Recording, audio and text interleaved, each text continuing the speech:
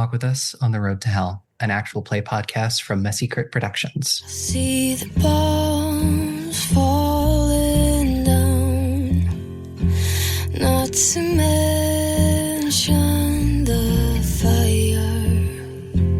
There's a lion in my bed, slowly moving towards me. We love until we do not. For us, love doesn't fade gradually. It snaps like a branch bent too far. Holly Black, the darkest part of the forest.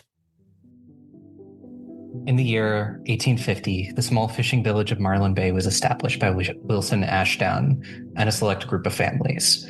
For its first handful of years, it was little better than a company town, completely focused on industry. The same families ran everything, and then after the Civil War, there was an influx of people looking for steady work. The city of Marlin Bay started to grow past its past. More than just fishing boats filled its harbor, more than just fishermen patronized the local bars. But things couldn't last. After the passing of Wilson Ashdown, there was a rough patch. There were more places that could afford to hire more people to bring in more fish. Marlin Bay's output could not match the demand. Plenty of people thought the city was destined to die. Just another ghost story of a dream. Then suddenly a cash influx from the founding families helped the city grow. Even dark spots in the history like the Marlin Bay slasher managed to be swept under the rug. Just the story of a boogeyman to scare kids so they wouldn't stay out too late. For the last 50 years, Marlin Bay has prided itself on being a tourist destination for those who want to experience that idyllic small town beach life. They come for a time, they get to pretend that life is perfect, and then they leave. So the story went. Sure, they made a movie out of the slasher, but that just made it so much easier for people to chalk him up to an urban legend. Then a little over a month ago, a girl died, Cameron Ashdown. They said she fell from the sea cliffs when she was drunk, though some people claim that was just a cover-up, that she was murdered. The Marlin Bay Police Department tried to sweep this case under the rug. As the prodigal daughter of Marlin Bay was buried, the questions stayed. So that's what I'm here to investigate. Was Cameron's death actually an accident? How does her death connect to the corruption that lies deep below Marlin Bay? You're listening to The Crimson Thread. Join me, Devin Yu, as I try to uncover the secrets here in Marlin Bay. We watch as the reporter clicks the stop button on her recording. We see that she's what appears to be a converted closet. The almost pirate radio feeling. She makes several notes in her script before her phone rings. She grabs and answers it, moving off camera as we stare at her research. This board of connections. In the middle is a photo of Cameron. Pulled from her Instagram, she is smiling and posing for the camera. Connected to her as photos are our hunters, the nobodies, all with red thread. There's a sticky note that says, "Murderers?" ?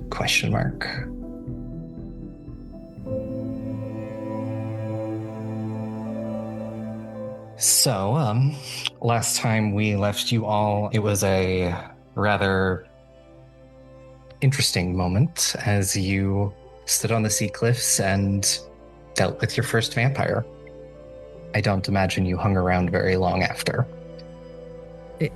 Something tells me we probably don't want to be standing here as we're watching something go up in flames that may or may not be a human body to anyone else. It's always a good thing. I'd like to at least stay just to make sure that he is fully dead. Oh yeah, that is a rather... It is what might have at one point been a body, but as the wind picks up, it sort of starts to spread the ashes. There are little bits of bone, there are little bits of clothes that get swept out to sea on the wind. That's enough for me. Mm-hmm. I think at the very least, I want to make sure there's nothing recognizable as human parts. We don't need that shit trailing back to us. So if there are any bits that look like, I don't know, the head of a femur, that's going to go straight into the goddamn ocean. I imagine them, just kick a bunch of stuff off the edge, let it go. 100%. I am watching all of this from the side of the car and trying to not make it abundantly obvious that I am using the car as pretty much my sole support at this moment. I like took all of Gabriel's things that he had on him, before he like burnt up. So I'm just gonna go through that real quick, kind of just waiting for everybody to regroup by the car.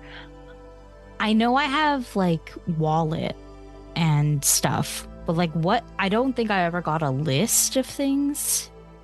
You've got the wallet, you've got a set of what looks to be car and house keys, and a phone. A phone, you say? Yes. A smartphone that is about, probably like last year's model. Bougie. Yeah, the keys belong to a sports car of some kind. I got his stuff.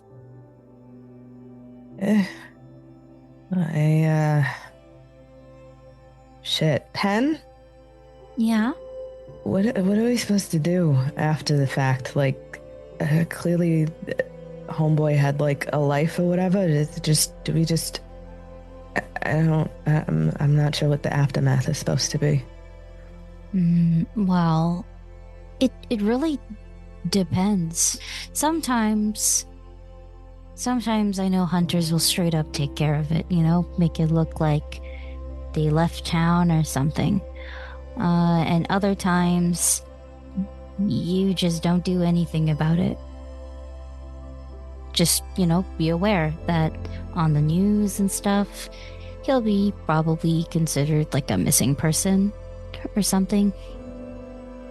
I'll see what digging I can do to falsify some records. Mm-hmm. There we go. If it helps, it's not like he's a local. Been here for a year or so. 2. Not really. Just an on-off, semi-famous lecturer. He clearly has a sports car, clearly has things going on. Probably just dipped. We'll make something work. Okay. I still need to get my happy ass out to Boston. Get us kitted out. You going alone? You want to come with me, Mace? I'd say after this, it's probably not a bad idea to always have a travel buddy. Okay. Just, we're gonna have to keep it low profile, that's all. Yeah, that's fine. But then again, if you have your ways, I don't want to throw a wrench by being there. I was just, making sure you're good. No, you're right. Going alone at this point will be fucking stupid. And as I say this, I'm kind of like rubbing my temples, rubbing my forehead. When you go, could you use this card over there? Oh, yeah. Yeah. Leave a paper trail over there and maybe ditch it if you want to. I don't know. Sure. Maybe take his car, drop it somewhere, just avoid toll roads. Storyteller, quick question. Timing-wise, Ash said that she was sending something to my address. When was that going to arrive? Couple of days, depending on if it was express mail or not. It may be here today. There's a part of me that still feels like Ash would not spend the extra $3 to make it express. I would like to at least check, if that's okay, before we go. Maybe there's something else in there that we could just add to our stockpile of Buffy equipment. Oh, you could stop by a church. Oh, yeah, we could do the Lost Boys thing. Fill up a bunch of water guns with holy water. Mm-hmm. Oh. Yeah. You guys have watched that movie, right? Yeah. No, it's just been a minute. Okay. You know what? I didn't think there was ever going to be any kind of practical application, if I'm being perfectly honest. So, this is weird. This is weird. I look lost, but like I'm smiling. The 2 college kids are yeah, but as I realize that this conversation is going to keep going on, I kind of give up as one of my knees buckle and I'm just sitting on the ground. And I just put my head between my knees and I'm like, Okay. Keep breathing. I'm gonna throw up. Don't throw up. At least don't throw up on your own lap. I'm not helping you if that happens. Oh, you're so kind to me. Mhm. Do you want me to do you want me to rub your back? Are you okay if I rub your back? Yeah, Pen, that'd be great, actually. Okay. I have a water bottle. You want some water? Water can't be a bad idea. Okay. And I'm gonna dig through my purse. I'm gonna toss Haven a little like container of Tums. The drug dealer giving me Tums is the stupid. Is that actually Tums, or they make chewable drugs now? It's actually fucking Tums, asshole. All right. Hey, it's a valid question. Thank you, Lola. You're welcome. Like there's muttering as I get back into the car. Yeah. And Penny, as this is all going on, your phone vibrates. I'm rubbing Haven's back. I'm holding the water bottle, kind of like up, like kind of wrapped around, but close to my chest, sort of like I'm a reverse T-Rex. And I'll like feel my phone vibrate. I will give Haven the water bottle, and then I'll answer my phone. Well, who's caller ID, bitch. And it's a text message from Aya saying, "Guess who finally has signal again?"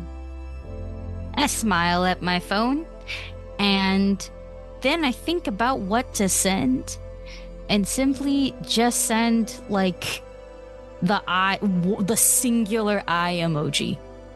And almost instantly, there's a text message back being like, "Should be boarding our plane within the next hour or so. Hopefully back home tomorrow." KK, send. What do you want to eat? Send. I think there's a moment that you see dots pop up, dots go away, dots pop up, dots go away, and you just get a surprise me. I send back a meme of Pedro Pascal being stressed out. And then a thumbs up beside that, so I'll figure it out. There's a message saying, "We'll let you know when we landed. Should be sometime tomorrow afternoon." Okay, see you then.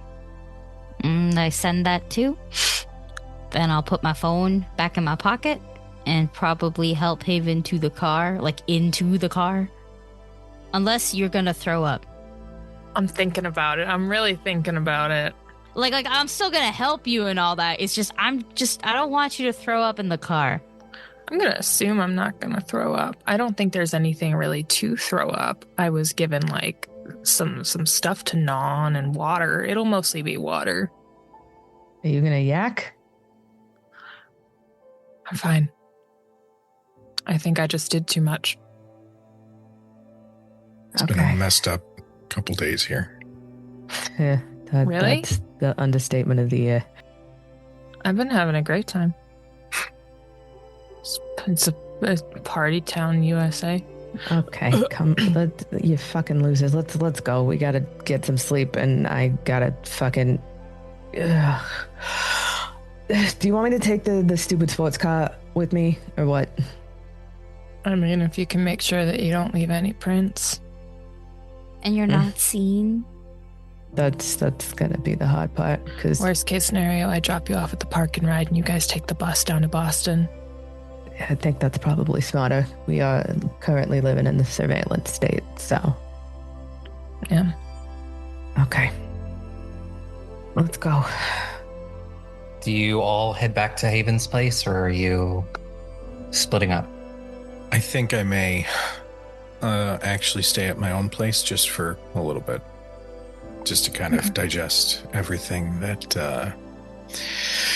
happened.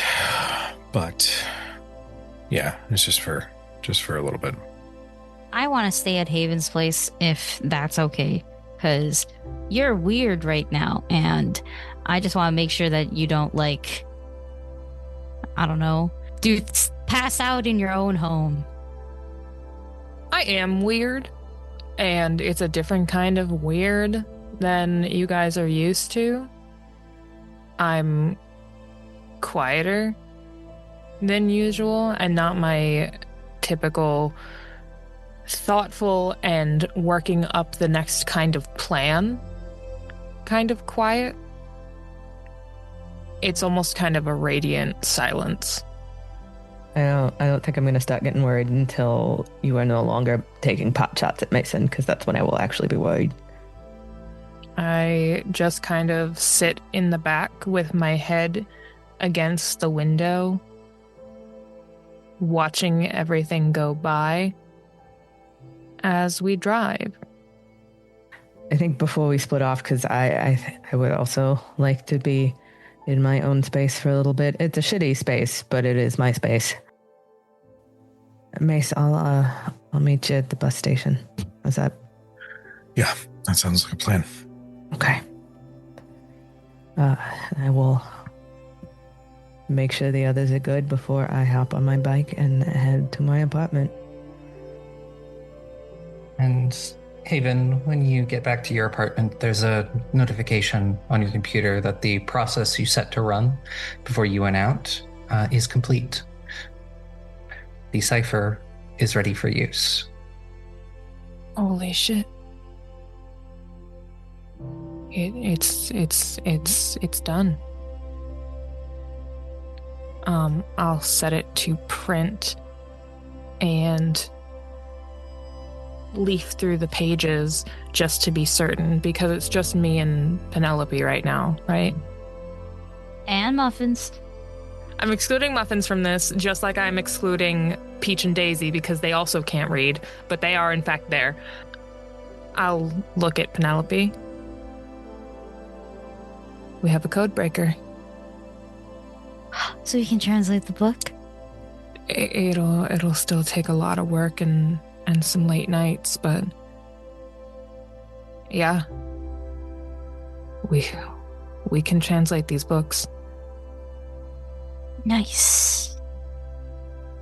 Without even hesitating, I'm grabbing one and heading over to the kitchen table with extra paper, pencils, my laptop, and the cipher.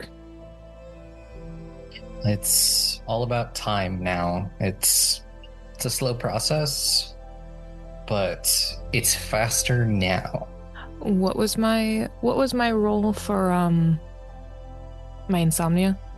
Unspent willpower roll. 2 successes. Yeah, you're not sleeping tonight. Nope. There's too much work to do. Yeah, so Penelope will just watch as it gets later and later and later, and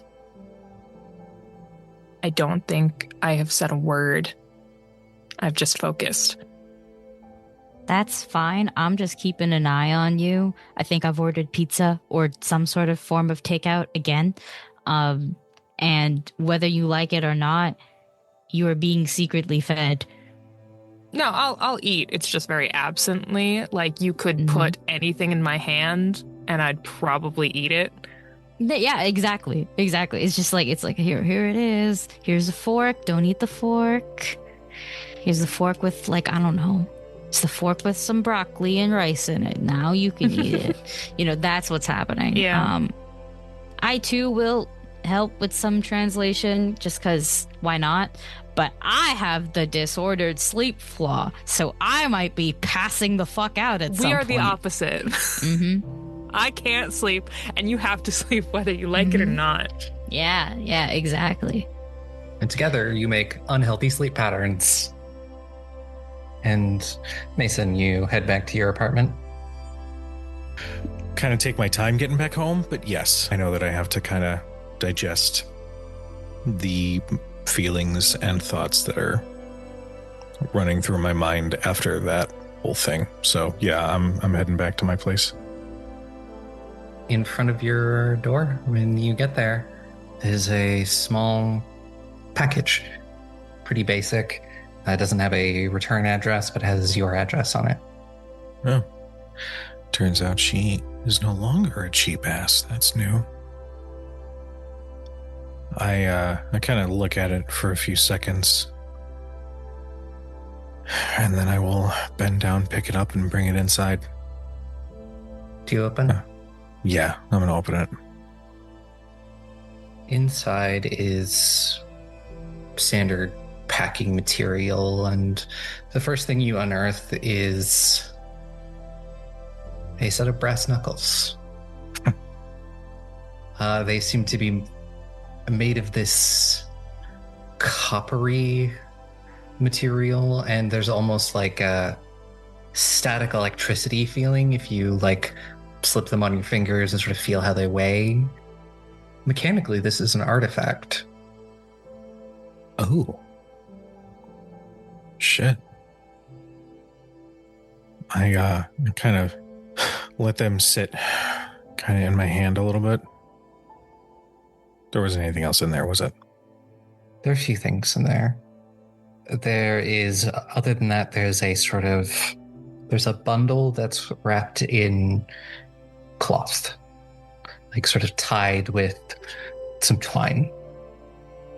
Kind of inspect that package just for a second before I slowly unravel it. As you do, there are two things in here. On one, there is a book. You don't really know what it is. It looks some sort of journal or tome or something. Doesn't have a title on it, and it looks to be hand-bound in leather. And then on top of that is a photo of a good memory you have with Ash. And if you flip it over, there's something written on the back, and it says, "I can never apologize for what's happened. But be aware this wasn't my choice." I stare at that writing and eventually flip it over to look at the picture again. And I don't realize it, but I'm gripping those brass knuckles so tight that my knuckles are white.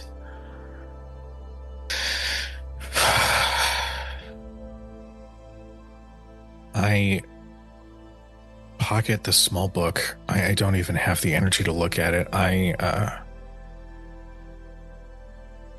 have that picture in my hand as I slide against the wall in my kitchen, and I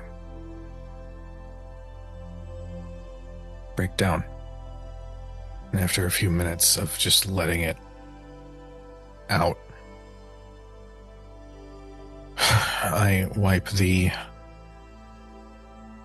snot and tears from my face, and I get up and go and find my couch to just pass out for a few hours.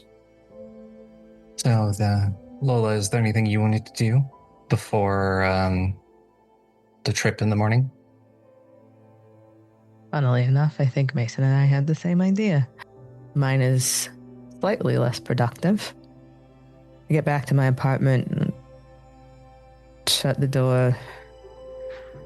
I lock the deadbolt. I lock the main lock. I throw the chain and think about the fact that, oh dear God, if anything actually wanted to come through that door, no fucking deadbolt's gonna stop it.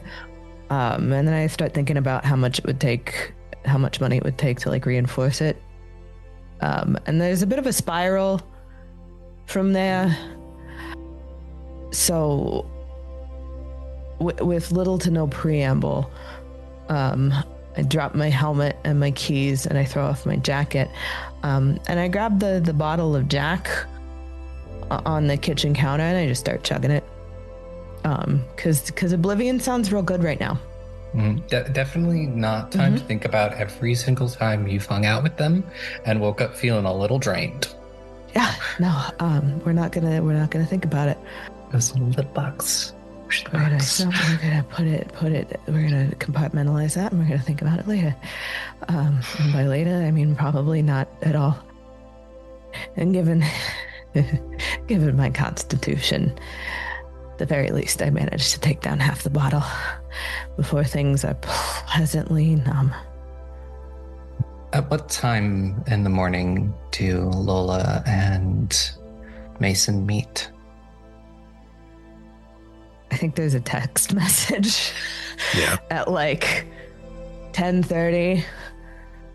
Just you alive. I will have surprisingly already been up, taken a shower, and shaved.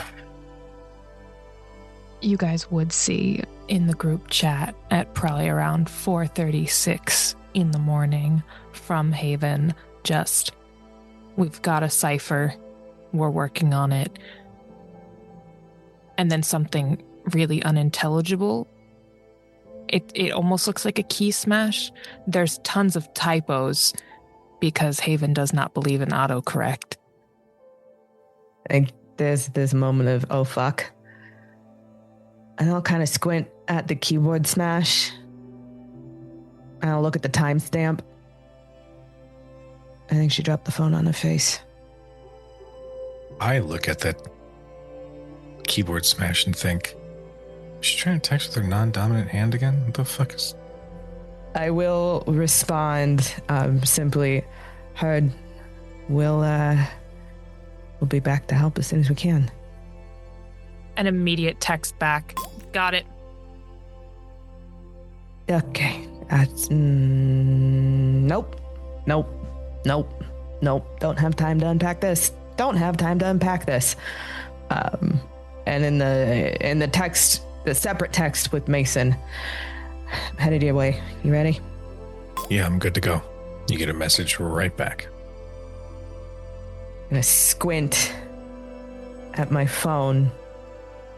I'm gonna flip to the group chat and flip to Mason's text. Flip to the group chat and flip to Mason's text. I'm living in the Twilight Zone. He never texts back this fast. I'm gonna pinch myself. Ow. Damn it. Okay. At the very least, I do change my clothes. I put on deodorant. Yesterday's eyeliner is definitely still there, though. But at least I make it look good. So with your form of transportation down into Boston is... You know what? Storyteller. Mm-hmm. This ain't my first rodeo. I'm gonna rent a car. In cash, of course. Of course. It's one of those, I'm gonna find one of the junkiest rental lots, because there's probably only one rental lot in fucking Marlin Bay, and it's probably gonna be junky. Yeah. And you remember, I'm not gonna ask the two college kids at any point because they're not gonna fucking know. But that movie with Wesley Snipes and Patrick Swayze were the drag queens. Tu Wong Fu. You know how they should have taken the Corolla? We're taking the Corolla. Exactly. Yeah. It's a piece of shit, but goddamn, it'll run like nobody's business. But when Lola arrives, I am cleaned up. I still got a little bit of that beard coming in, but I've actually cleaned up the neckline, cleaned up some of the extra lines on the cheek. My hair is actually clean. I'm wearing clean clothes, and I just sort of put the bag in the back seat and then get in the passenger. Not my first choice for a rental, but whatever.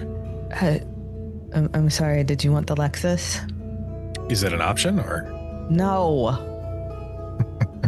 It's that fucking Mitch's towing or whatever down the street. What's wrong with you? Well, hey, listen, I'm just giving you shit anyway, but... Mason, conversely, I think the descriptor for my current state of being is rock star girlfriend on the second day bender. It's kind of hot though. Oh yeah. Yeah. Grungy, but hot. You could pretty much catch me staring maybe once or twice. What? Do I got something in my hair? What are you looking at? Your hair. Incredulous stare. Would you like me to not look at your hair? I don't. Hey, you know, you do. I got a little book thing to read from Ash, so you do you. I'll just be over here if you need me, I guess. Oh, so she made contact. Yeah. She left a few gifts, and I will show the brass knuckles. And I'll show that book that I still haven't opened, mainly because I did not want to open that without somebody nearby. But I don't talk about the picture. So, turns out, in her unlife, I don't know what the fuck to call it, she learned that it's okay to spend some money. So, turns out this shit came pretty quick. Well, that's good, I guess. Yeah, no, if you got stuff to sort of pour over, don't mind me. Lola, I'm going to need you to kind of, at some point, maybe come to grips with me minding you and minding Haven and minding Penny. So. Mason, you can see that I'm doing that thing where like my jaw kind of like works back and forth because I'm chewing on my words. Anyway, what's in this book? Yeah, you finally crack it open. Yeah.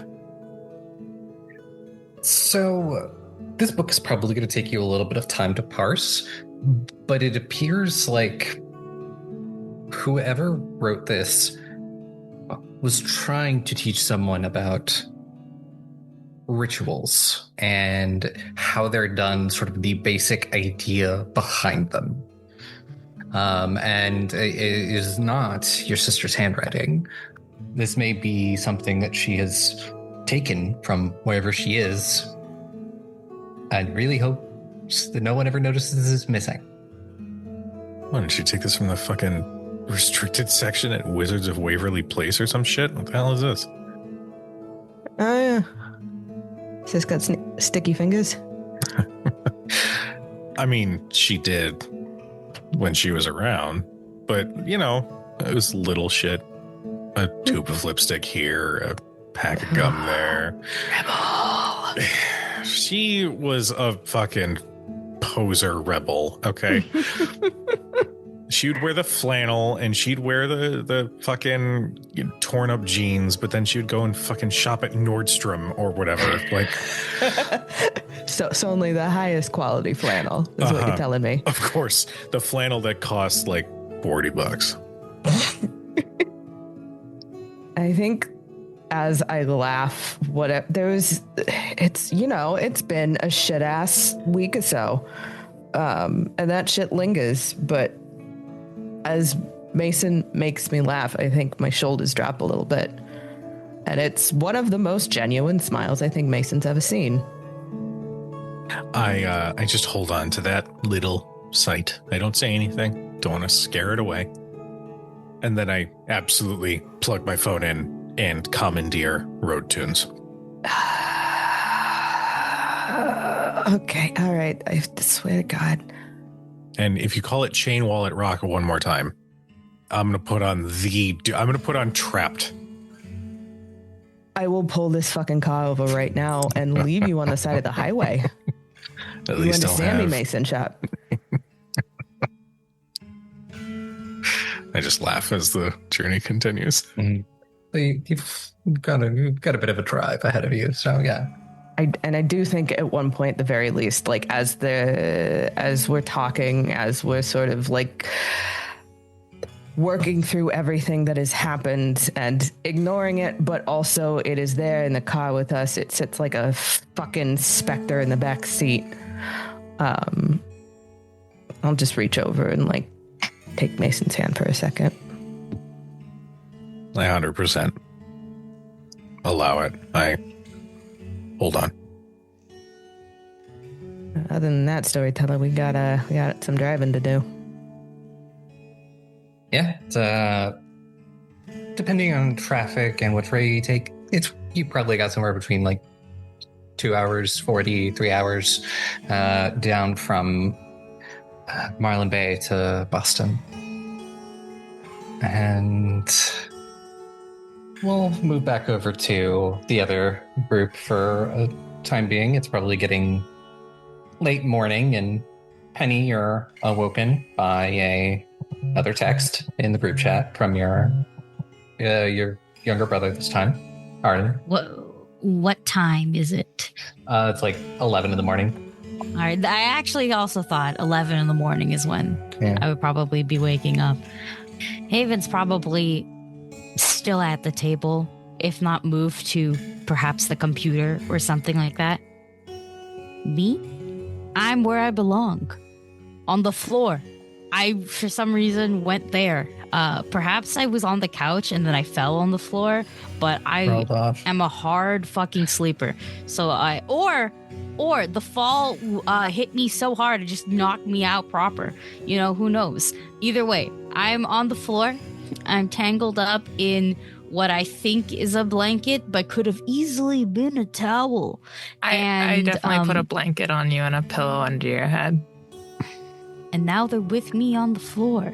Yes. And my dog is some. Muffins is on the couch. Muffins is a proper lady. Exactly. Mm-hmm. She's on the couch. And yeah, I'll wake up. I'll wake up to like 47% of battery life because I forgot to charge it. But I didn't really use it much because I was too busy. I was actually translating shit is what I was doing. And now I'm asleep. Or I'm awake. You look at the text? Mm-hmm. Yep. Put on my glasses. It says, just landed in Boston. Should be home in 2 hours or so. Oh yeah. I get up. My hair is tangled and defying gravity. I don't have my brush with me because I have a detangle brush. So much hair is gonna fall out, but it's okay. I'm just gonna get up, look for Haven. I have actually abandoned the table, and you find me in my room with the cage in the corner uncovered, and just one by one, I am handing the rats a little piece of food that they take with their tiny hands.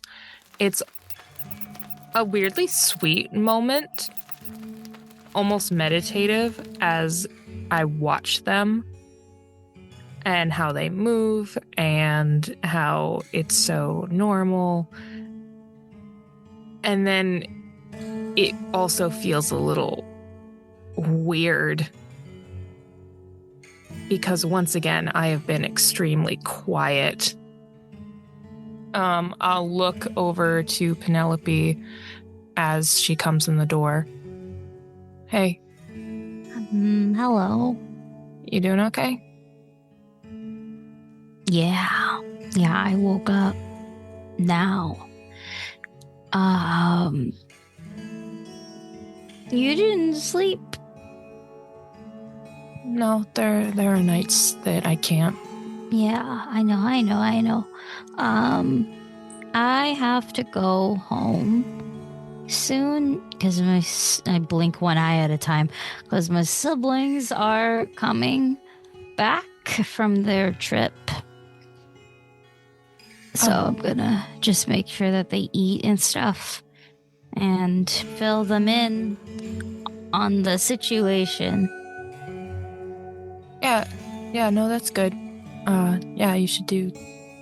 Yeah. Mm-hmm. You gonna be okay? Are you feeling okay? Did you drink water? Yeah, I've been drinking water. I've been eating. I'm okay. Okay.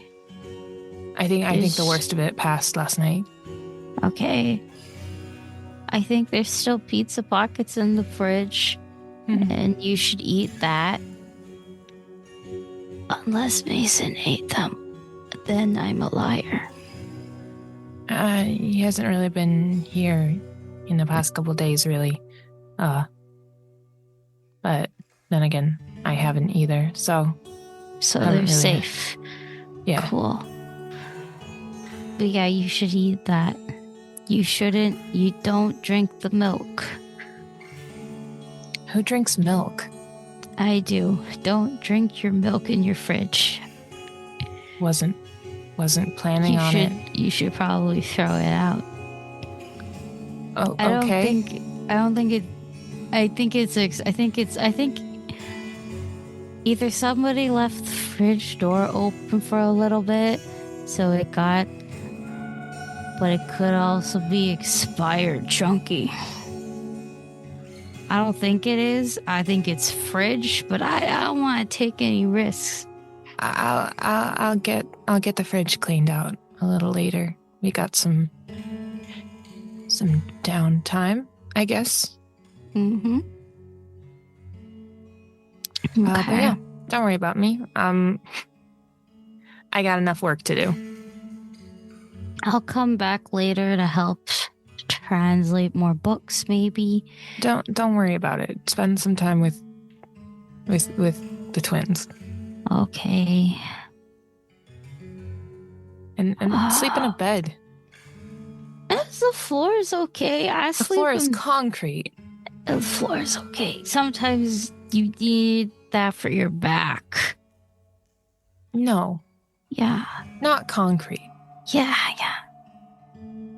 It's just a firm mattress. If you do come back later, just text me so I can let you in. Like I said, the door code changes. Okay. I will go now. Goodbye. Bye. Goodbye, rats, whose names I do know. But I can't see too well right now. Because I need to rub my face. Peach and Daisy shockingly do not respond. That's okay. Squeaka squeaka. And I'm gonna wipe my face. Yesterday's eyeliner was still on my face, and no, I can't pull it off. I'm gonna keep wiping my face when I remember that it's there. It just makes the dark circles darker, but that's fine. I'd rather look sleep deprived than like a full fucking mess. I'm just doing my best to look semi-decent as I leave and take the bus all the way home.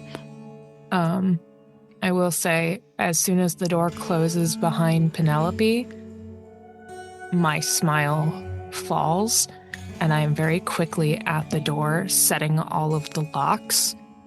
And when I turn and see the empty, dark apartment,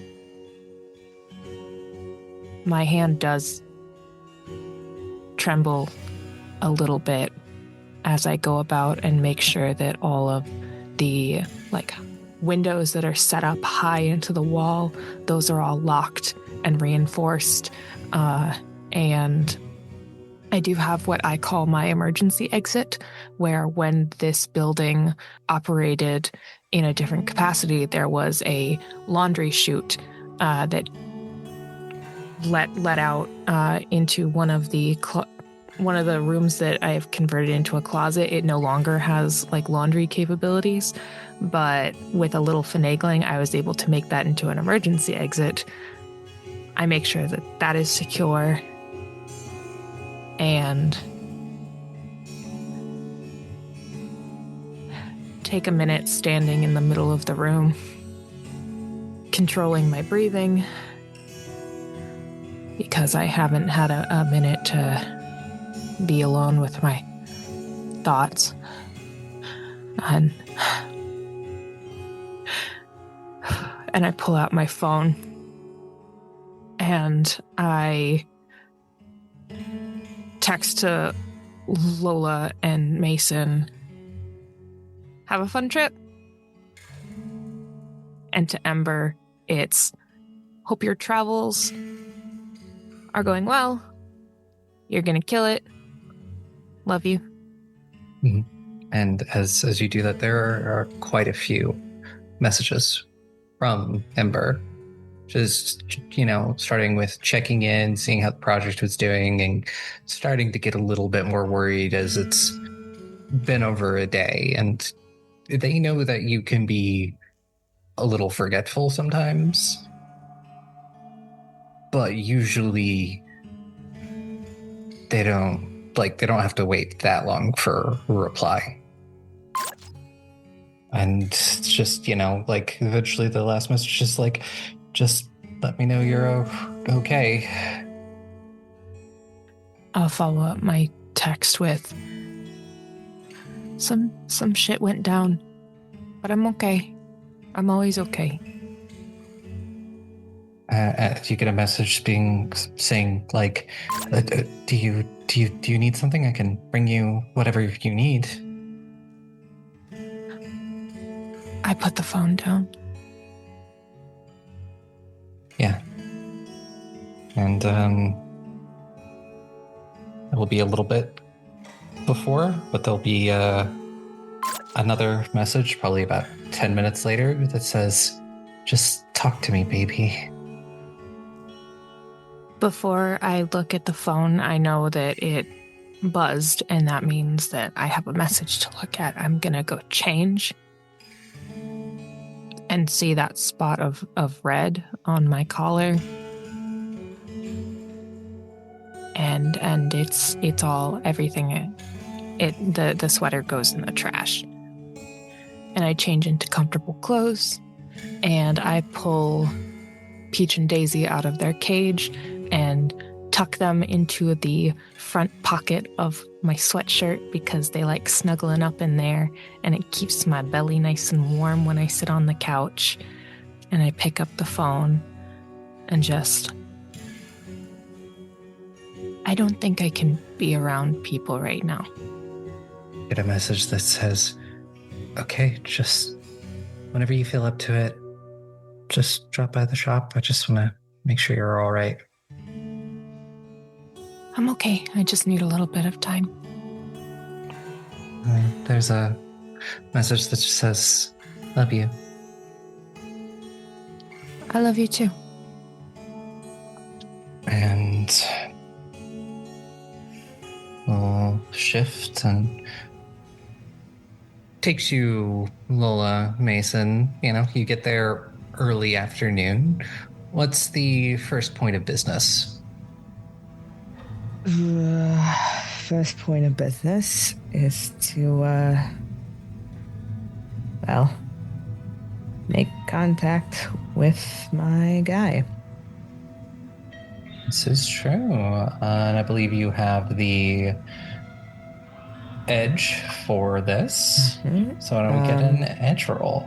I have a couple edges now, storyteller. The general arsenal. Mm-hmm. But under that, I have exotics, special features, and team requisition. Okay. I'm guessing this is a manipulation streetwise? Yes, I will call it that. Oh, I don't hate that at all. Hold on. That is 5 successes. So what are you looking for with this? Here's the thing. It pays to be kind of a shitbag. Especially when you run with other shitbags. So I'm thinking at the very least, I'm gonna need something with a little more hit to it. And at the very least, probably want to make sure that Mason's got something too. Because as far as I'm aware, Haven's got her pink monstrosity. So I'm thinking like a couple of Glocks with extended mag. Mm-hmm. My contacts are of a very particular nature. Up until recently, I had no reason to think that anyone that I ran with in Boston would have any knowledge about the weird shit that goes bump in the night, but now I'm not so sure. Yeah. So, is there any way I could follow that trail while we're here? Yeah, you certainly can. I was trying to figure out like who is Lola most likely to buy weapons from, like of the gangs in Boston. Is it probably the Irish? Oh, 100%. Yeah. 100%. Yeah, so Sean was one of my first contacts when I started dabbling, we'll call it. So Mason, what happens is we get into the neighborhood. It's part of Southie. I'm gonna sort of pull over into an alley. And the phone that you've seen me pull out is nowhere in sight. I pull out this fucking like old ass BlackBerry monstrosity. Refrain from commentary on your brick. Your face is incredibly loud though, so what? I'm sorry, I don't. Mason? I didn't say shit. No, but your fucking eyebrows did. Why are you looking at my eyebrows? You should be looking at your phone. Yeah, I'm gonna call it Sean. So Sean is who I'm getting our supplies from. But I kind of want to ask around while we're here and see if who else is in the shit. Because Boston's a bigger city. Like, maybe there's more weird shit. Maybe people are more expectant of this kind of thing. I don't fucking know. Yeah, no, certainly can do that. Sean will let you know. It'll take him a couple hours to get your request. You know, he might have something to throw in there. You've been a pretty loyal customer in other ways, so that's where your exotic stuff might come in. There we go. It says give him a couple hours. He'll have that for you, and to meet at the normal spot. And if you want to sort of nose in on all the supernatural stuff, we'll do a wits investigation. Okay, that's 3 successes, but I think I'm going to burn a willpower on that. Bunk. Still 3 successes. 3 successes, still nothing too shabby. You start to sort of like nose around things that you wouldn't normally be thinking about. Things that you would normally pass off as just, that's weird, but that's just how shit works. And do you at any point go by where the fire was? It's a dumb idea, but yeah. Mace, did I ever tell you about that warehouse fire? I know I mentioned it to the others, but I can't remember. It's been a couple of days. I think it came up in conversation, maybe at some point. What's going on? I don't know. I got a feeling. Okay. I just want to take a look. Can you the thing you're, and I'll make that woo woo gesture with my fingertips. I'm gonna stare at it and just kind of raise my eyebrow. I don't. What, you got pissy when we called it your spidey sense? I don't. What do you want me to call it? Jesus. The thing with the thing that you do. Fine. You want to call it something? Call it fucking, I don't know, shenanigans. I think I actually do kind of snort. Shenanigans. Okay. You want to do the shenanigans then? Yeah, it's not like I can turn it on and off. It's around. No, okay. Well, Hey, I'm not snapping. This is not me snapping. You know, you've heard me snapping. This is fine. Actually, like, here's the thing though. I don't think this is Lola snapping either. This is very much like, it's weirdly playful. Yeah. I think both of us are thrown by it a little bit. Yeah. It's like, wait, we're not actually mad at each other. What the fuck is this? Yeah. Was fuck you? I mean, later if you want, but... All right, cool. I'll mark that down for later. Okay, I don't... It was a while ago. I don't think there's any... There's probably not going to be anything there. I just want to know for sure. I get it. Hang on, we're here. We may as well. Just... You have your gun on you? Yeah. Okay. Just in case. Yeah. And I'm gonna like in my pocket have those brass knuckles, but I am gonna like slip them over my fingers as we head towards the that warehouse. And point of interest, storyteller. I'm doing that thing that you see. I think it's the thing that you see in all the Marvel movies where it's like nondescript baseball cap and like sunglasses. Mm-hmm. Yeah. It's the MCU special. The MCU special. So yeah, we're gonna do a little bit of a drive by, maybe a bit of a wander. Just not gonna get too close because that feels weird. Yeah, you do. It really doesn't take you long to find it. It's in the same area, and there's no one set up outside, but the place is sort of taped off with like that caution tape because the building is condemned, but nothing has been like they haven't made any moves to tear it down or to do something with it. It's just sort of stayed there empty.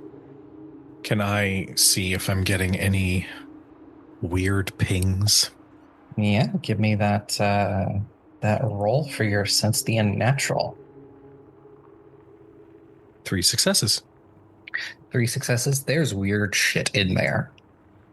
It feels like it's kind of like a dull ache kind of thing where it's there, but it's not like you don't get like danger, danger, danger. It's just like it's there. Well, Nice. yeah. No, there's something funky in there for sure. It's not like a big neon sign that says, hey, there's a fucking monster here, but ugh. Storyteller, what time of day is it?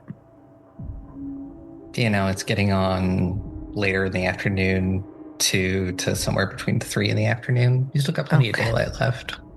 That was my concern, because if I'm gonna go poking around in bullshit, I'd rather not do it in the middle of the night. Cover is important, but we also know what runs around at night. And I already got snacked on once. Thanks. And Mason, this is the noise that I'm making as I'm looking at the building. What are you thinking? What's the thought? Are you shitting? What the fuck? I'm thinking, shut up. I'm thinking I want to go look. Okay. Let's workshop this real quick. Okay, all right, okay. This is not me shitting on it, okay? If you want to go, I'm going with you, period, okay? It's more, yes, we're not arguing that part, okay? What do we think we're going to find when we go in there? I don't know. Mace, I had a whole fucking life down here. It was kind of a fucked up life, but it was a life, and now I'm realizing that there were fucking layers to it that I had no idea about, and I don't know if it can help us back in the bay, maybe. No, you're right. No, it's fucking stupid. Listen. No. I didn't say it was stupid. Lola, I fucking tracked down my sister because I thought that there was a chance she might still be out there. After she called me. I get it. If you need this, then let's do it.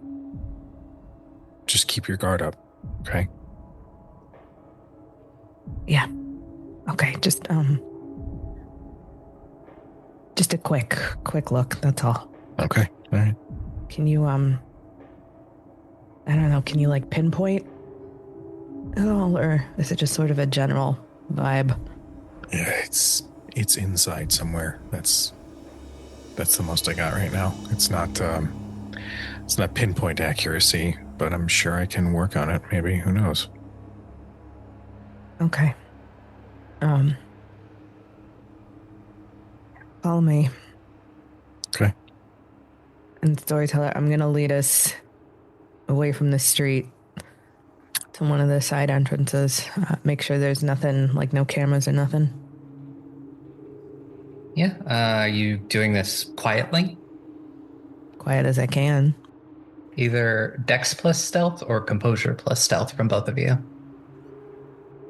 4 successes with a crit. Yeah. Well, you are both moving in tandem as you approach and sort of slip in through this old side door and are starting to look around. This was a warehouse turned underground club. You can kind of see where things were. There's a lot that survived the fire and there's a lot that didn't survive the fire. Lola, you see this figure before Mason does.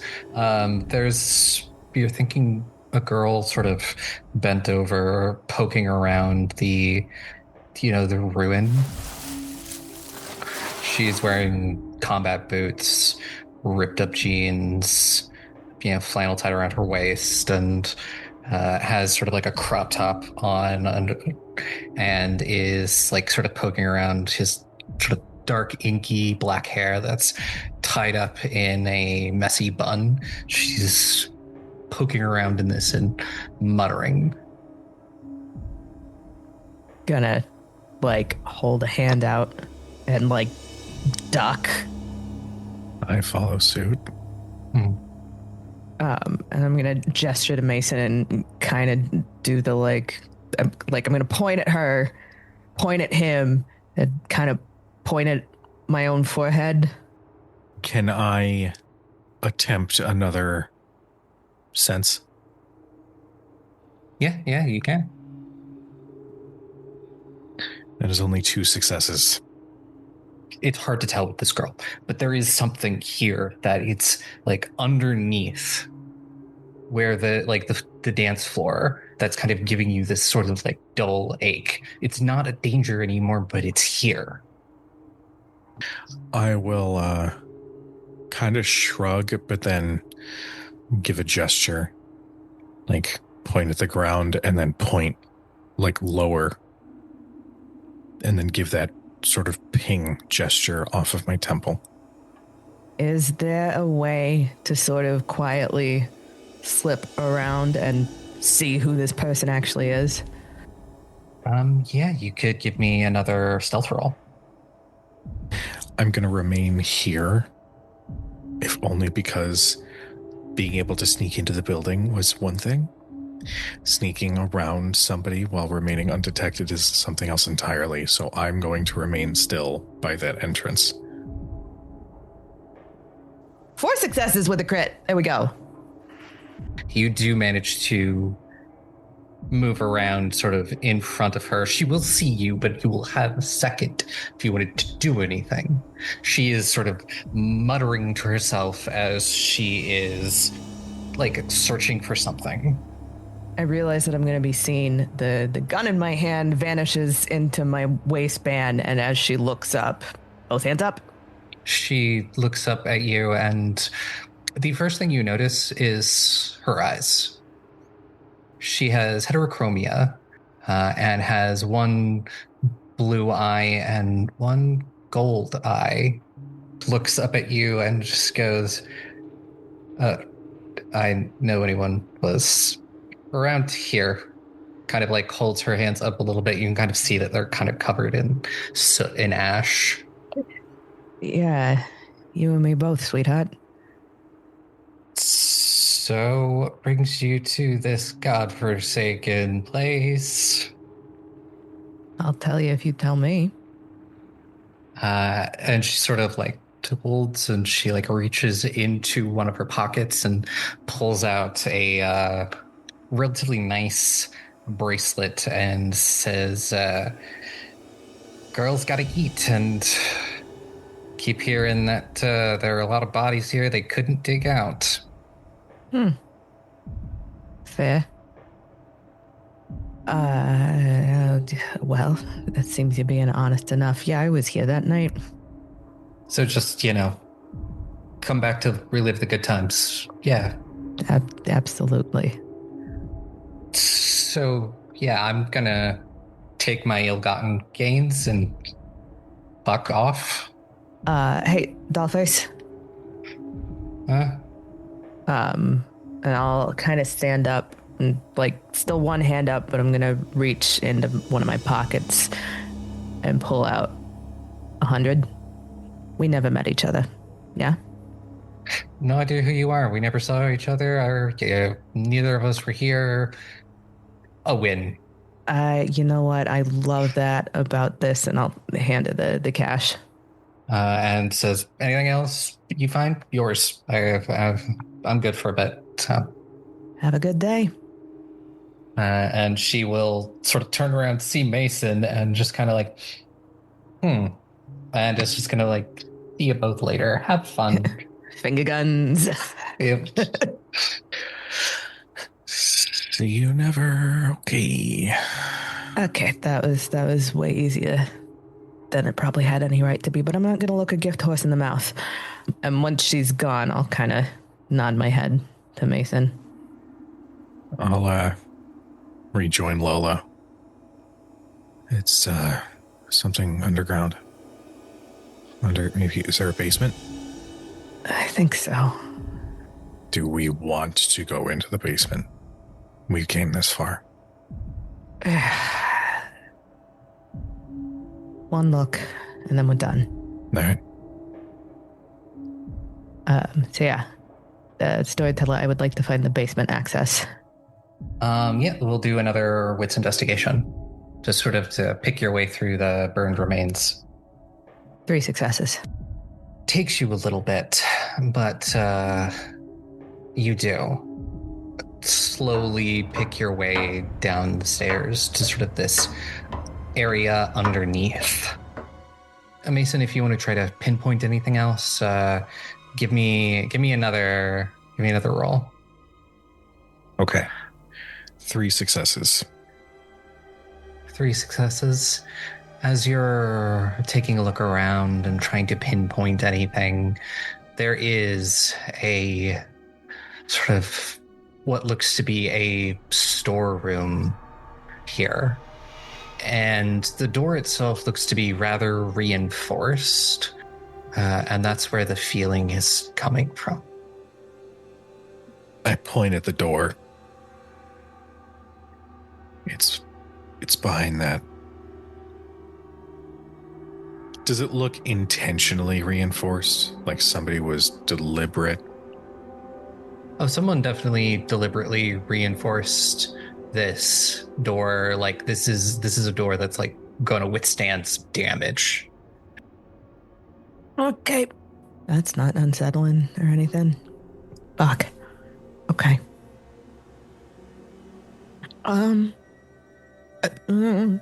Okay, so storyteller, when you say reinforced, are we like, is there a fucking keypad on this thing? Is there a goddamn padlock? Like, what's the vibe?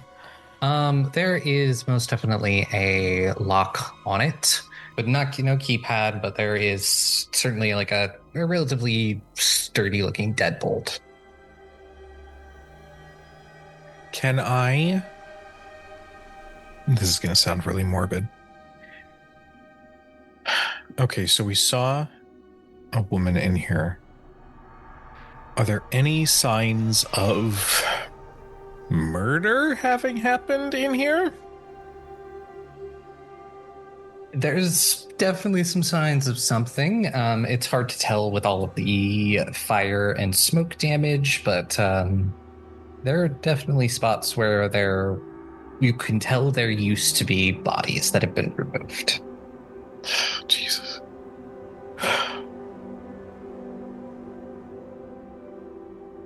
Your call. Oh, this is such a bad idea.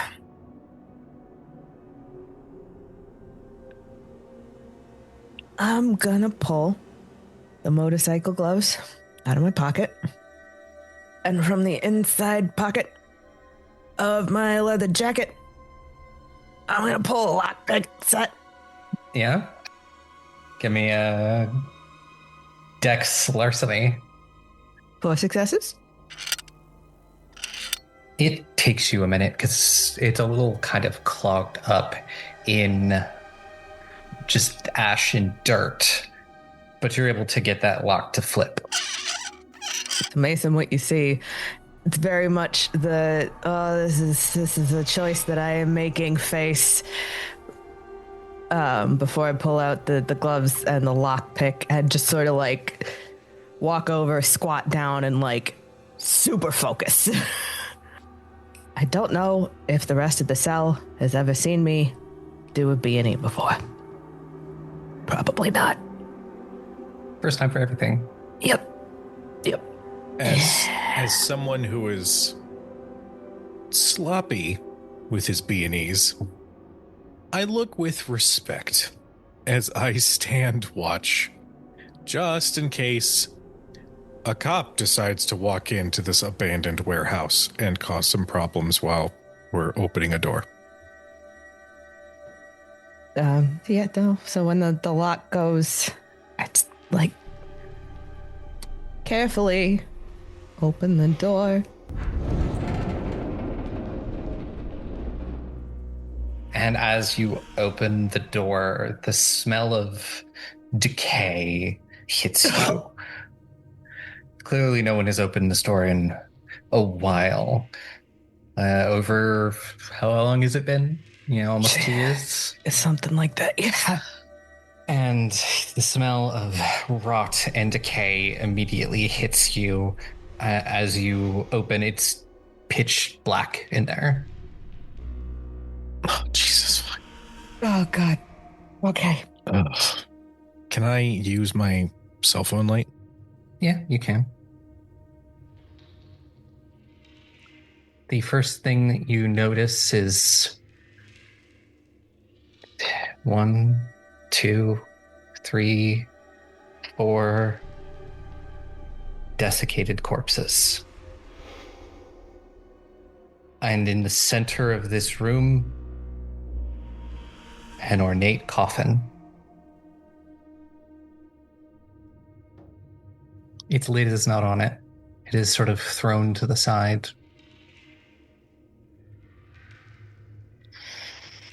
Fuck. Nope. I think I like hand over mouth, look around, look up, look to the coffin, realize the coffin lid is fucking open, and just go wide-eyed and look at Mason and shake my head.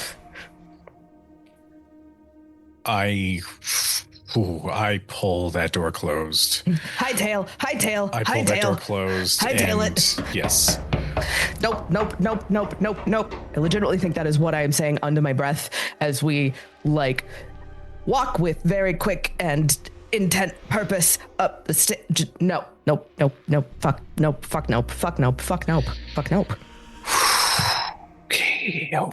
Okay. How is it going? Storyteller, do we make it outside? Yes, you do. Okay. Oh God. I think the panic gives way to an unhinged giggle. Just wait. Oh my God. No. We can't tell Hammond about this. We can't tell Penny about this. They're gonna kill us. Yeah, this is so fucking stupid. This is stupid. We just found a fucking open fucking coffin. You watch as I clap both hands over my mouth to stifle the laughter. Fuck. Oh, fuck. Okay. All right. Okay.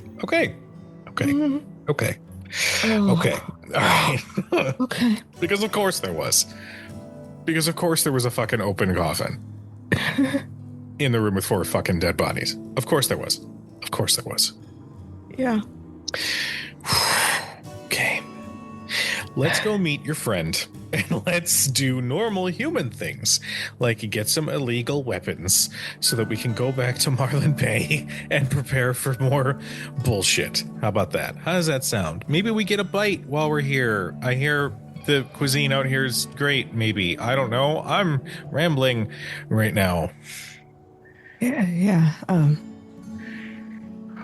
Are you okay? I kind of shake my head a little.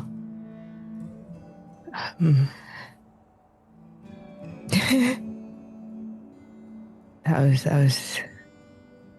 was down there the whole time.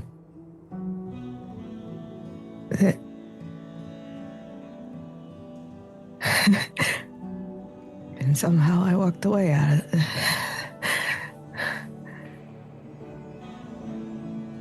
We were there for a reason. What, like a fucking feeding party? Yeah. Jesus. Listen. You're not there now. Okay? Oh, fuck. Do you need to sit? Are you going to throw up? I'm not gonna throw up. Yeah, no, we gotta meet Sean. And, I may not be about to throw up, but I don't know if I'm gonna be able to eat anything for a bit. It's fine. It's fine. I'll even fucking drive back if you need, okay? Yeah, sorry, Mace, I had to know for sure. Why are you apologizing? I'll just point. I don't know if it's become clear or not, but those things apparently are everywhere. And I would rather have come with you so that you can have this knowledge than not. So you don't have to apologize for shit. Okay. I am going to mark down, just, in the spirit of levity, that you almost killed me and Penny for actually hunting one. And here we are in a fucking storehouse with one in a fucking I'm just saying, Okay, the parallels are there. Okay. I was just looking for information. You two were actually looking for a fucking fight. Okay. Well, information could be a fight in a different meaning. Okay, you know what? All right, okay. I pause and suck my teeth. You're right. So, wait, what was it? Cross my arms and stare at him. I just, you know how bad my hearing is in my right ear, so I'm just, Yeah, no, that's what happens when you let yourself get punched in the face as often as you do. You were right, Mason. Oh, the wonderful music. I hate you. The goal was achieved. And you're smiling. I will immediately scowl. I will accept my win, and let's go meet your friend. Okay? Yeah. I think you'll like him. He's funny. Is he seeing anyone? It's complicated. No. Well, fuck it. Who knows? Slut. Yeah. You love it. Shut up. So as this happens, we cut back up to Marlin Bay and Penny as you arrive back home. Yeah. Yeah. You're heading there, before everybody gets home to make sure everything's ready. When everybody's gone, I come here like maybe once a week just to clean and shit and change, do the laundry, change clothes and stuff like that. That's what I come and do. So this house isn't dusty or anything like that, For some reference, I guess, some more visual aid. I do live with my parents, and my parents' place is just outside of town. You would see it and you think, oh, maybe she has money? Question mark. That's Penny's parents' place. It's nice, and on the inside, it is very selectively decorated. Very specific places inside this house is decorated, and it looks homely in some areas, and then it looks so sparse in the other areas. So you can kind of tell where the family actually spends time and where everything else is empty almost. Uncle would have heard that your parents are coming home, and he will ask if you want him to be there when you tell them about what's going on. Yeah, you know what? Yeah, sure, why not? I'll tell Uncle to like bring some food and stuff too. He'll drive by somewhere, get normal like good food and bring it by. And as you're sort of doing that, making sure everything's ready, you do get a text, this time from Ren. Okay. It says, what you did yesterday really put them on edge, but they haven't made a move. But the faster you get that book done, I think the safer all of us will be. Lots of veiled threats on my end, but they didn't do anything to me this time. I text back, how do they know what we did? You kind of get a shrugging gif back, and it's just like, I don't know. Just one of them dropped by my tattoo shop last night. Was it ... Alina? Question mark. The question mark is mostly there because I'm not sure how to spell her name. I heard it twice in passing. I'm making an assumption. Yeah, you get, it was Isabel again, in corner. Thumbs up emoji. I think a little bit before I text this next part, but I feel like it's necessary it makes sense for Ren to know. And if they come back for Ren, I'm logicking at it as, in order for Ren to not get their hand probably broken again, they gotta need something. So this is a something just in case. I will text. We figured out a way to translate the book, but it's gonna take time. Send. Yeah, you get a message back that says, I'll let them know whenever they come for an update. Just, be safe. I send a meme of Sonic the Hedgehog giving you a thumbs up. And then I think real quick and start texting, by the way, could you label stuff you give next time? Question mark, question mark, question mark. I thought this was a flare, but a lot of smoke came out instead. Still very helpful, but it wasn't a flare gun. You get a message back saying, yeah, no, I see where you might have thought that. I could do that. I'm working on something, but it's could take me a little bit longer because I don't have the materials. Thumbs up emoji. Okay, thanks. And then I send a sticker gif of a cat opening its mouth, open close a bunch with its hands moving up like The little pop cat. Yeah, pop cat. There you go. Before you know it, you see your parents' car drive up. Oh, my parents too. Huh? Okay.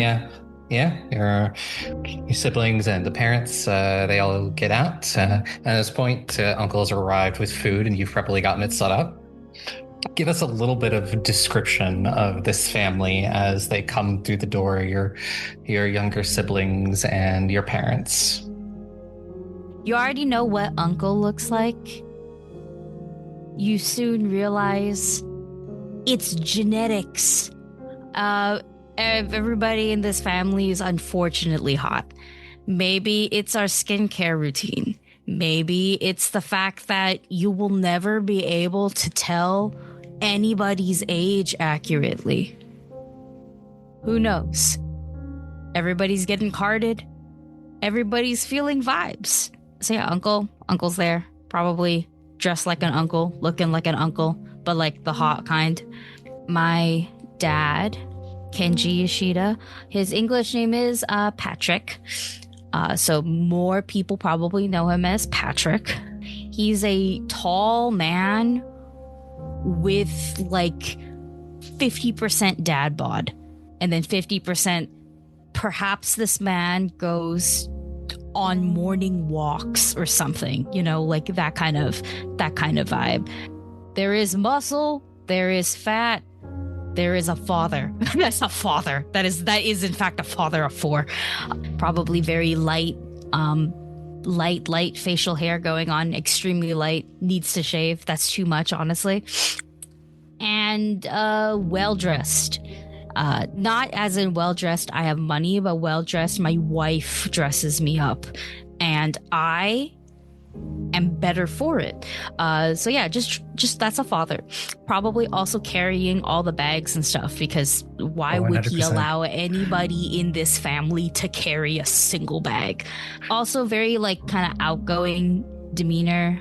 He looks like he's happy to be here, and that he's happy that the family is here. Like he just looks like a guy that likes his family. Like, my mom is a rather tall South Asian woman, specifically Nepalese. Her name is Manal. She has very long hair that's probably in like a very chill low bun going on. Like it's partially loose because she just came from traveling. She wears very practical clothing. I think she understands that her clothing is for work, but she also understands her clothing is to blend in. So it's in between nice and practical. She probably has a mom bag that is big and large, but potentially designer. I don't know if she got herself that bag or if my dad got her that bag. But who gives a shit? It's a nice bag. And she's probably she's hugging the family. She's hugging her children. She's hugging uncle. She'll see the dog, recognize that it's a dog. This is a dog she didn't want. But also she brought gifts for the dog. So, that's the demeanor is, I don't want this dog. But also I haven't walked the dog in a month. So we're going to go on a walk right now, muffins. And that's kind of like her vibe. Then there's my younger twin siblings, Arden and Aya. Aya's older by like 5 minutes or something like that.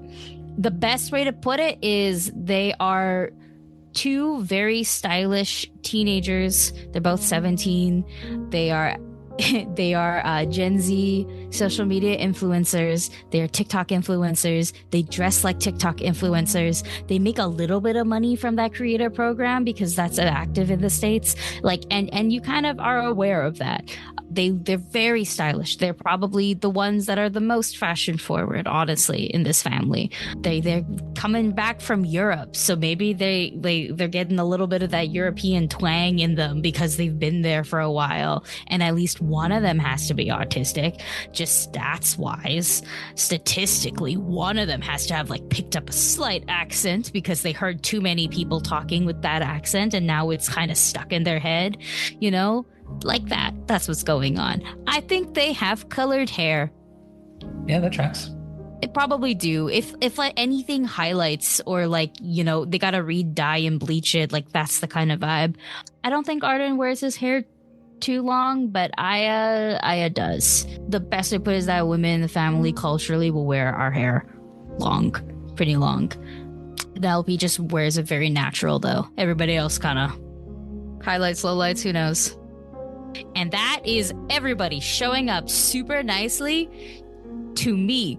I am in sweatpants and I wore a tank top that has shrunk a little bit, and I realized that too late. So now I'm putting a bolero on. I don't know who the bolero belongs to.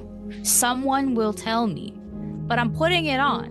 Because it's too baggy on the bottom and it's too tight on the top, but I'm also here to kind of help a little bit, help carry some bags that my dad's not gonna let me carry, because he wants to carry all the bags. Why would he let me carry bags? But also I'm here to hug everybody, or rather I'm here to be hugged by everybody. And then my dog is off her leash and she's excited that everybody's here, and they're excited that she's here too.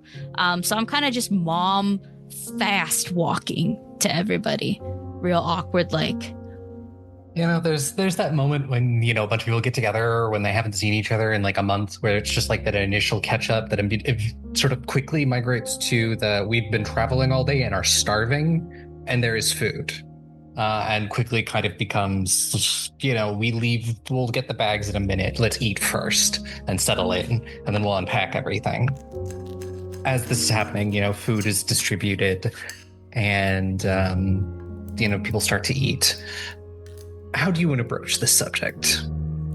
Like, they're vaguely aware they're aware that Cameron died, and you probably filled them in a little bit on like some stuff through some voicemails, but like there's been a lot since then. So we're all eating like together at the table, like a real fucking family, for the most part, just kind of eating whatever's there. And very casually, I'll just go, okay, so like after Cameron died, there was like a wraith problem, which we took care of. We handled it. We, as in me and some friends, which my friends are regular people, so now they know about all of the stuff. They're aware of Hunter's stuff. Oh, there was one of the cops was like a freelance hunter for a little bit. He's not here anymore. Not because he like died or anything. He's like out of town right now. But that there's so much stuff going on.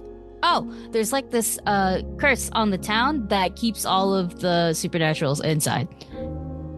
And your parents are a little bit quiet for a second as they absorb this input you've just given them. And your father like looks to your uncle and he like nods to like verify, like, yeah, no, this is all legit. And looks at your mother and goes, we had some ideas about the possible curse. There seemed to be something weird about Marlin Bay itself, but we were never able to like truly put a finger on it. But it's good to know. That certainly makes hunting easier. They can't leave. So like the founder of this town is like a vampire. And he's real upset maybe about, it's very questionable honestly, about the curse thing, and maybe we've been approached to break the curse. To do the ritual or break the curse to do the ritual? Yeah. Your parents sort of share a look for a second.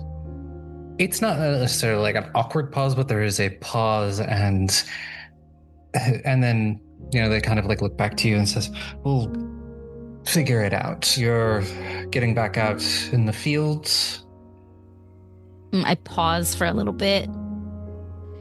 And I chew my food awkwardly, like I'm passing it from one side of my mouth to the other because I'm not sure what to do. Kind of nod a little bit so I don't have to answer out loud, but I'll nod. And they sort of nod, and well, you are getting back out in the field. That's good. We were all worried, and glad to see you taking these steps again. But that's when your mother sort of interrupts us, being like, if that's the case, remember what we talked about a couple of years ago? The matchmaking service. Oh, right. Yeah. If you're going back out in the field, it may be a good idea to bring that back up. We know many groups of hunters that are a part of it and looking for partnership in many different ways. It would help us knowing that there was somebody we could trust watching your back. Then you and you think that's a good idea right now? And I shove more food in my mouth. We can start the process. As you know, it is a very long process, and we still need to update your biodata. My biodata, okay. We'll need some new photos. Maybe we can get you some headshots done. Headshots? There's I mean, headshots. we've got to make a good impression. Okay. Okay. I guess. Sure. Why not? Why not? I mean, more hunters in the area isn't a bad thing, I guess, right? And, this is a long process, but, getting it started is important. Yep. I'm just eating more food. Yeah, I imagine conversation will continue that way for a while, with you and Uncle kind of filling in little bits of the gaps as to what's going on. Is there anything you leave out specifically?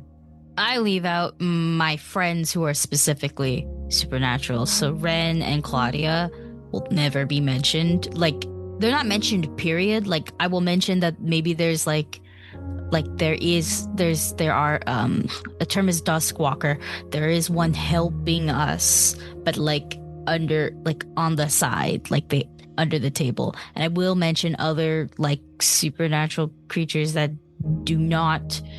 are not down for this, but they seem to be scared or coerced in some way. I'm really I'm not really hiding things besides talking names around them and stuff. Yeah. Yeah, I'm not lying. There are werewolves in town. I don't know any of them, but they're in town. Maybe don't fight them. They seem chills for now, just things like that. I'll fill them in. If they ask more about the wraith stuff, that also will be filled in. And if they ask about the cell, I will talk a little bit about the cell. I will give names, not government names, not full names, nothing like that. I think it's important for my traditional Asian parents to know that there are 2 other women in this group with me. Okay, I think it's very important. I'm not gallivanting with boys, let alone men. One of them, but that's a gay right there, so that's a little different. The whole boy, oh boy, do I not talk about what these people do for a living. Yeah, it's probably a good idea. I say Haven is my classmate. I say that Lola is our friend who came from out of town specifically, and she just lives here now. She moved here, and Mason has lived here for a while. Mason is Lola's friend. That's how I explain it. We're friends. We were all friends with Cameron. No one does anything shady at all. Yeah. Not at all. No. Just nothing, some people. Yeah. Shady. Yeah. And they just, until the wraith thing, that's what really, got everybody oh shit, what is this? A ghost? That's it. That's the real play. That's how I explain it all. When it comes to the cell. Yeah. As we're doing that, the camera cuts away and we see a figure bent over a computer. For a moment, we may think it's Haven, but then we see that familiar monster face, the one they called Nick. We watch as his fingers fly over the keyboard, executing code. We watch as systematically deletes video after video from the college campus. But we watch as in the middle of it, he pauses, the moment where it could easily be misconstrued as an embrace of 2 lovers, and takes a screen cap of that before erasing the rest of the video. And we watch as he opens a new message and drops that photo into it. Who it's going to or what it's for is a question for next time.